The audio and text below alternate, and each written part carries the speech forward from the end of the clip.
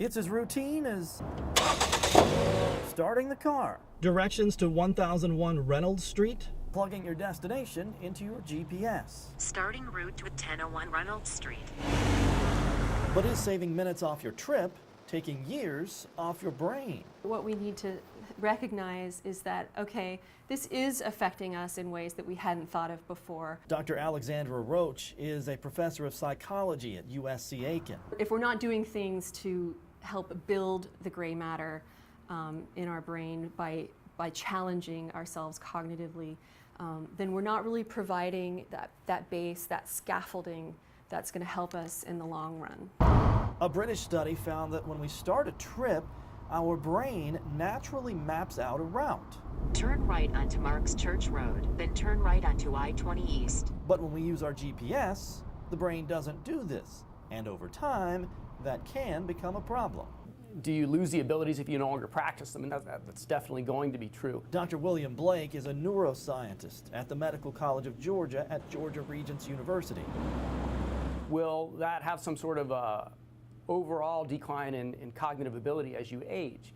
And we know that within that one little milieu of cognitive ability, you will decrease. In other words, the more you use your GPS or your list of contacts, the more you'll lose the ability to read a map or remember a phone number. Keep right on I-20 East toward Columbia. We need to start looking at this as something that really is affecting us. There is this environmental impact on our brains, and using this technology.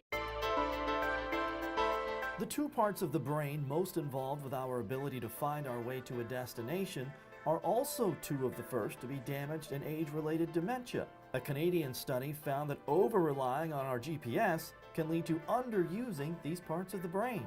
Absolutely, there's a use it or lose it component to the brain. However, One realm of cognition is not going to have a huge impact on something like decline into dementia, but rather it's really the full range of domains. Turn left onto River Watch Parkway. Just because we're relying on our GPS and we're not paying attention to our surroundings doesn't mean our hippocampus is going to atrophy.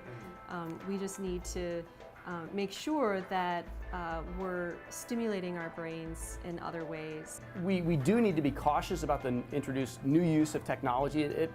Like I said, it's a wonderful new set of tools, but it has pros and cons. It'll be interesting to see. We won't know, as I said, for decades what the actual effects of all this are. Arrive.